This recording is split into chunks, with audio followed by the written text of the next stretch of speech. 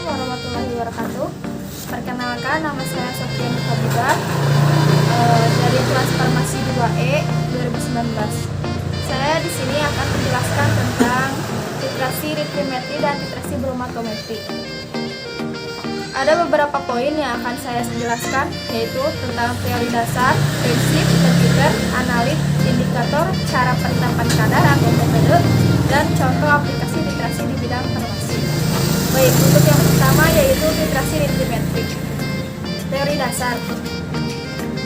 Titrasi nitrimetri disebut juga dengan metode titrasi diazotasi, yakni metode penetapan kadar secara kuantitatif dengan memakai larutan baku natrium nitrit. Reaksi ini disertai dengan penambahan asam kuat seperti asam klorida ataupun asam sulfat. Metode ini didasarkan pada reaksi diazotasi, yakni reaksi antar amina aromatik primer dengan asam nitrit dalam suasana asam akan membentuk garam diazonium. Prinsip yang kedua yaitu prinsip. Pertama, pembentukan garam diazonium berasal dari gugus amin aromatik primer. Yang kedua, pembentukan senyawa nitrosamin berasal dari amin alifatik sekunder. Contohnya, zat yang mempunyai gugus amin alifatis adalah Na-siklamat. Yang ketiga yaitu pembentukan senyawa azo dari gugus hidrazida. Contohnya, zat yang mempunyai hidrazida adalah INH. Yang ketiga yaitu pentiter. Pentiter yang digunakan dalam titrasi nitrimetri menggunakan NaNO2 sebagai pentiter dalam suasana asam. Yang keempat yaitu analit. Zat yang dititrasi dengan nitrimetri adalah zat yang mengandung gugus NH2 atau amin aromatis primer atau zat lain yang dapat dihidrolisis atau direduksi menjadi amin aromatis primer. Yang selanjutnya yaitu indikator. Dalam titrasi nitrimetri itu ada dua indikator, yaitu indikator dalam dan indikator luar. Kalau indikator dalam adalah indikator yang dipakai dengan cara memasukkan indikator tersebut ke dalam larutan yang akan dititrasi. Contohnya, indikator dalamnya itu teofilin dan metilin blue. Untuk indikator luar diletakkan di luar Ellen Bayer. Pada indikator luar yang digunakan adalah pasta kanji iodida atau kertas kanji iodida. Yang selanjutnya penetapan kadar. Metode nitrimetri didasarkan pada reaksi antara amina aromatik primer dengan natrium nitrit dalam suasana asam membentuk garam diazonium.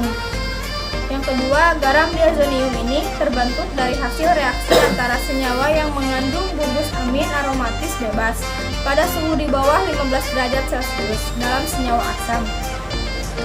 Yang ketiga, titrasi diazonium ini berdasarkan pada pembentukan garam diazonium dari gugus aromatis bebas yang direaksikan dengan asam nitrat. Asam nitrit ini diperoleh dengan cara mereaksikan natrium nitrit dengan suatu asam. Yang selanjutnya, contoh atau aplikasi penggunaan nitrasi di bidang farmasi, yaitu analisis kuantitatif bahan baku paracetamol dengan metode titrasi nitrimetri. Untuk larutan bakunya, NaNO2 0,1N.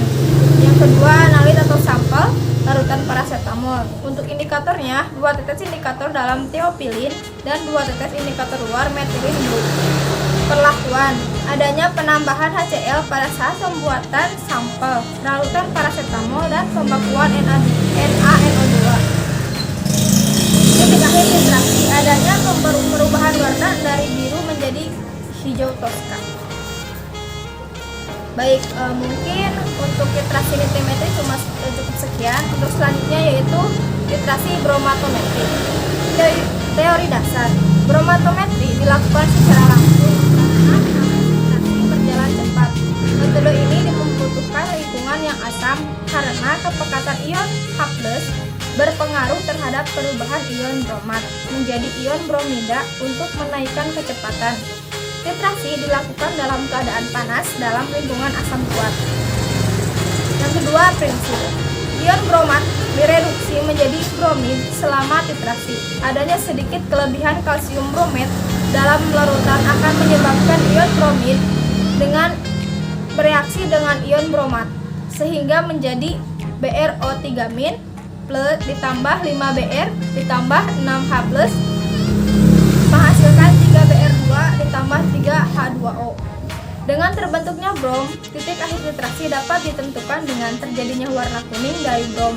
Tetapi, supaya warna ini menjadi jelas, maka perlu ditambahkan indikator seperti metal jingga, merah, fusin, dan lain-lain. Yang ketiga, pentiter.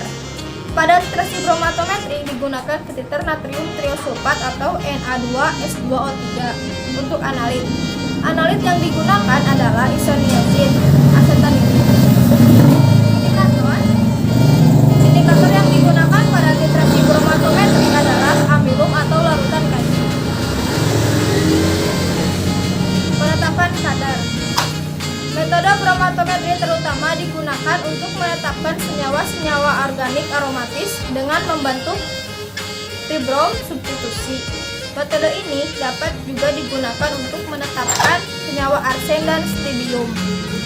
Metode bromatometri juga dapat digunakan untuk penetapan kadar sulfadiazin di mana brom akan mensubstitusikan sulfadiazin pada inti benzen. Sulfadiazin adalah obat antibiotik untuk menangani infeksi bakteri. Selanjutnya yaitu contoh atau aplikasi penggunaan titrasi di bidang farmasi, yaitu penetapan kadar senyawa fenolik total dalam asap cair atau liquid smoke dihitung sebagai fenol dengan metode bromatometri. Mungkin cukup sekian dari saya. Mohon maaf apabila banyak kesalahan. Mudah-mudahan bermanfaat untuk kalian semua. Dan terima kasih. Wassalamualaikum warahmatullahi wabarakatuh.